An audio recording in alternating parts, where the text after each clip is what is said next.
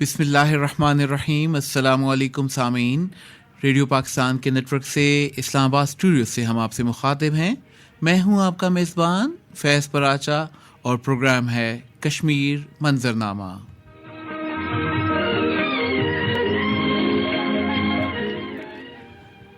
سامعین اکرام، کشمیر منظرنامہ آپ کے لیے ہر روز شام 6 بجے سے رات کے 8 بجے تک پروڈیوسر انعام احمد سمرو پیش کرتے ہیں. یہ پروگرام ریڈیو پاکستان کے اسلام آباد اسٹوڈیو سے میڈیم ویو 585 کلو ہرٹز پر اور ریڈیو آزاد کشمیر ترارکھل سے 7265 کلو ہرٹز شارٹ ویو پر پیش کیا جاتا ہے. سامعین اکرام، آپ اس پروگرام میں ہمارے ساتھ شریک ہو سکتے ہیں ٹیلی فون کر کے، اور اسلام آباد اسٹوڈیوز کے ٹیلی فون نمبرز آپ نوٹ کر لیجئے: 051-920-6995 اور دوسرا نمبر ہے 051-920-4865. سامعین اکرام، آپ جہاں سے بھی ہمیں سن رہے ہیں، ہم اس پروگرام میں پیش کرتے ہیں کشمیر اور مقبوضہ کشمیر سے جڑی خبریں، تبصرے اور تجزیے. آپ اس پروگرام میں اپنے موبائل سے رائٹ میسج آپشن میں جا کر ایس ایم ایس بھی کر سکتے ہیں، اور ایس ایم ایس کرنے کا نمبر ہے 4171-4171. اور آپ اپنے موبائل کی رائٹ میسج آپشن میں جا کر اپنا نام، اپنے شہر کا نام لکھ کر اپنا پیغام بھیج سکتے ہیں، جو فوری طور پر ہمارے پروڈیوسر انعام احمد سمرو ہم تک پہنچائیں گے، اور ہم اس مائک کے ذریعے آپ تک آپ کا پیغام پہنچائیں گے.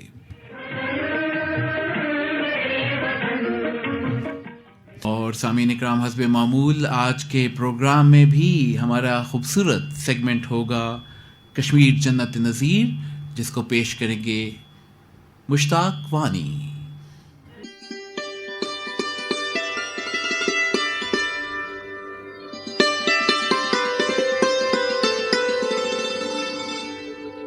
ہم آپ کو لے کر چلتے ہیں کشمیر جنت نظیر کے سلسلے کی جانب، جس میں کشمیر کی ثقافت، کشمیر کی زبان، کشمیر کے کھانے اور وہاں کی جو انتہائی اہم معلومات ہیں ان کے حوالے سے، اور آپ کو لیے چلیں گے سینئر براڈ کاسٹر تجزیہ کار مشتاق وانی صاحب کی جانب. جی مشتاق صاحب. جی، ہم دیکھتے ہیں کہ مقبوضہ کشمیر کی ثقافت ہو، سیاحت ہو، وہاں کے کھانے ہوں، یہ ایک منفرد چیزیں ہیں دنیا میں. اور مقبوضہ کشمیر کے خاص کر جو شادی فنکشن ہوتے ہیں اس پہ یہ ایک کھانوں کا سلسلہ ہوتا ہے، وہاں پر چلتا رہتا ہے.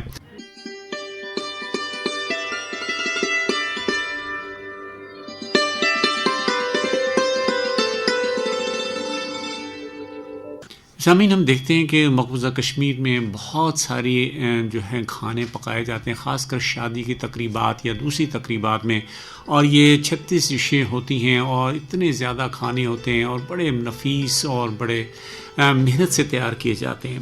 کشمیر جنت نظیر کی اعلیٰ ترین دعوت جو ہے 36 ذائقوں والی دعوت ہے. جس طرح شادی میں دلہا دلہن ضروری ہیں، اسی طرح شادی پر وازوان بھی ضروری ہے. ایک اندازے کے مطابق شادی کے کل اخراجات کا 60% حصہ جو ہے شادی کے کھانوں پر ہی خرچ کیا جاتا ہے. کشمیر میں روسی ریاستوں سے سوداگر تاجر آتے تھے اور اپنے ساتھ باورچی لاتے تھے. اسی طرح جب منگولوں نے کشمیر پر قبضہ کیا تو وہ بھی اپنے ساتھ کوک یعنی باورچی ساتھ لاتے تھے، جنہیں کشمیری وازا کہتے ہیں. کشمیری کھانوں کی تیاری کے لیے ایک ٹینٹ لگایا جاتا ہے اور ایک قطار میں لکڑی جلا کر اس کے اوپر متعدد دیگیں رکھی جاتی ہیں. اچھے ذائقے کے لیے 12 سے 18 ماہ تک کی بھیڑیں لی جاتی ہیں اور ان کے گوشت کو پکا کر اور کوٹ کر نرم کیا جاتا ہے. اس گوشت کو اس قدر کوٹا جاتا ہے کہ گوشت کی نسیں الگ ہو جاتی ہیں. ان نسوں کو گوشت سے الگ کیا جاتا ہے، پھر ان میں مختلف مسالے ڈال کر مزید کوٹا جاتا ہے. کوفتوں میں بھیڑ کی چربی ڈالی جاتی تاکہ کوفتے نرم اور نفیس ہو سکیں. اگر رات کا کھانا ہے تو صبح سویرے کوک کھانے کی تیاری شروع کرتے ہیں اور سارا دن کھانا تیار کرتے رہتے ہیں. ایک ہیڈ کوک ان کی نگرانی کرتا رہتا ہے۔ ان کھانوں میں جو بڑے مشہور ہیں آب گوش، سفید رستہ، وزل رستہ، چکن، آلو بخارا، مشروم، روغن جوشن، تبک ماز، گاڑ، گوشتابہ، سادہ چاول، پلاؤ، میتھی ماز شامل ہوتا ہے۔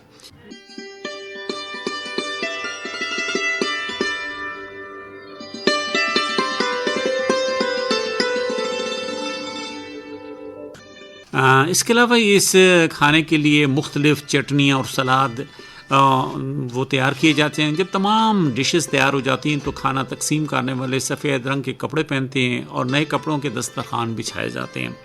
سب سے پہلے چاول کی تھال جن کو ترامی کہتے ہیں، ان میں سفید کشمیری چاول ڈال کر ان کے اوپر میتھی پاس، سالن، سیخ کباب اور تباخ ماز جو ہے وہ ڈال کر ان کے اوپر ڈھکن یعنی سرپوش اس کو کہتے ہیں، تانبے کا بنا ہوتا ہے، وہ رکھا جاتا ہے اور مہمانوں کے سامنے ایک رکھ کر کھانا شروع کیا جاتا ہے۔ جس طرح عرب جو ہے زمین پر بیٹھ کے کھانا کھاتے ہیں، ایک بڑی ڈش میں کھانا کھاتے ہیں، اسی طرح کشمیری بھی زمین پر بیٹھتے ہیں اور ایک ڈش میں جس میں کم از کم 4 مہمان ہوتے ہیں وہ مل کر کھانا کھاتے ہیں۔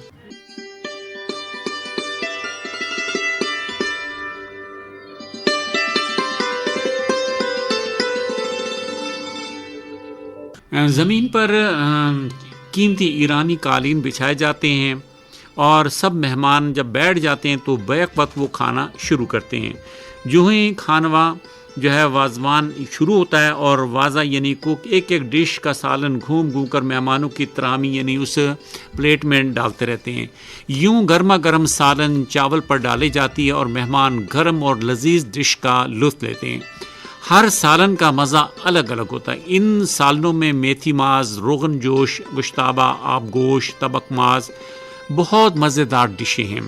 آخر میں ایک موٹے گوشت کا گولا جسے گوشتابہ کہتے ہیں سرو کیا جاتا ہے۔ اس کا مطلب یہ ہوتا ہے کہ آخری یہ ڈش ہے۔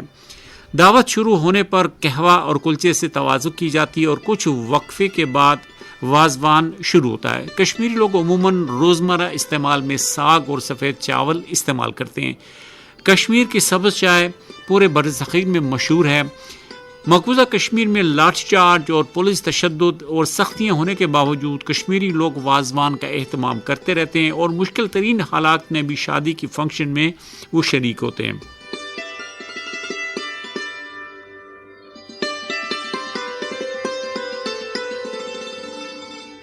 کشمیر کو قدرت نے پرفضا اور خوبصورت موسم دیا ہے۔ پورا کشمیر دریاؤں، جھیلوں اور ندیوں سے بھرا ہے۔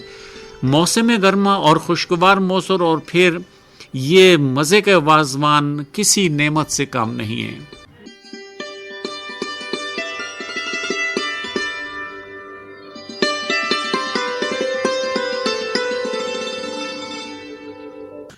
سامعین اکرام، آپ نے مشتاق احمد وانی صاحب کی آواز میں انتہائی خوبصورت پیرائے میں انہوں نے بیان کیا کس طریقے سے کشمیر میں مہمانوں کی توازی کی جاتی ہے اور رنگا رنگ کے انواع و اقسام کے کھانے تیار کیے جاتے ہیں۔